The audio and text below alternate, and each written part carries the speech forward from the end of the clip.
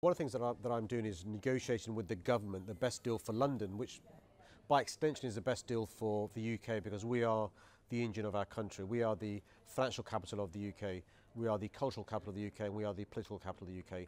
And the government recognises if the government's going to flourish and thrive, London needs to do well. So we're in discussions with the government. Are you talking to Prime Minister May? Absolutely right, with the cabinet, from Theresa May down to other members involved with the negotiations. David Davis is the Secretary of State in charge of Brexit and Is that who you're talking to Absolutely. most? Yeah, I mean, Yep. and I'm meeting him today. Yep. And that's really important to reassure your viewers that we are not going to stop being a great place to come if you have talent.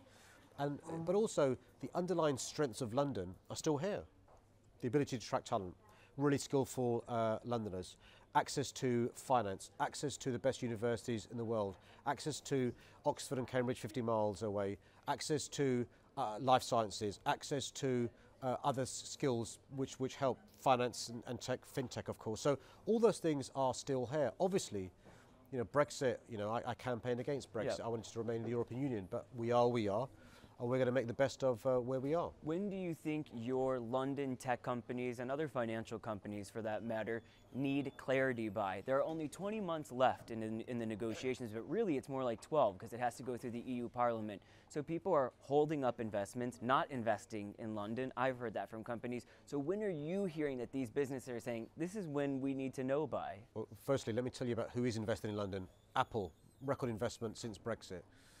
Facebook, record investment since Brexit. Google, Snapchat, and I can go on. But you're right. There comes a period of time where you need to give investors, innovators certainty. And so the good news is that the Chancellor of the Exchequer, Philip Hammond, certainly this weekend, and he's obviously somebody right up there next to the Prime Minister, that what we need is transitional arrangements. And he and I agree with him. We need 2 years from the date when the negotiations are supposed to end for a transitional period. And you'll be aware, once the Article 50 notice is served, we're supposed to negotiate an exit within 2 years. And what the government is now talking about, and I welcome this, is a transitional period of 2 years to give people certainty before we enter the new arrangement with the European Union. Look, I think we've got a great future. You're optimistic, but are you worried that you could lose jobs? Have you seen any jobs been lost yet? I understand why, if you're a bank, whether it's JP Morgan or elsewhere, you need to plan for contingencies. I recognise that and I understand that. But actually, if you're a bank or somebody in the tech sector or somebody in the cultural sector, my message to you is the underlying strengths of London aren't changing. We're going to carry on being a place where there's talent, where there is finance, where there is access to a number of different synergies you need, but also recognising that actually, look, these are potentially tough months ahead, but I'm optimistic. One last question. You and President Trump got off to a famously bumpy start. He took something that you said out of context, but President Macron got off to a bumpy start with him, and they had a seemingly very successful weekend. Would you be open to a state visit by Donald Trump here to the UK? Look, my views haven't changed. Look, the USA are our closest allies.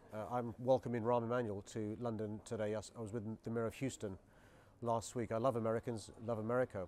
The point I made was a very simple one, which is state visits are different from a normal visit. Mm-hmm. And at a time when the President of the USA has policies that many people in the UK disagree with, I'm not sure if it's appropriate for our government to roll out the red carpet for a state visit.